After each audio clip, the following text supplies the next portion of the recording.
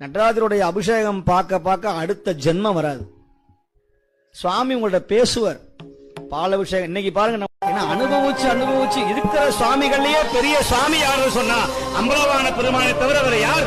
கடவுளாசரை நீங்க தரிசனம் பண்ணவே முடியாது, அவன் பக்கத்துல போகவே முடியாது. நீங்க மற்ற கடவுள்கிட்ட போலாம், சிவகிட்ட போலாம், ஆனா அம்பலவான பெருமான தரிசனத்தை நீங்க பார்க்கவே முடியாது. ஏன்னா அவனை பார்த்தா முக்தி தான். பிரபஞ்ச நாயகன், அண்ட சராசரமெல்லாம் கடந்த அப்பன் அம்பலவான பெருமான்.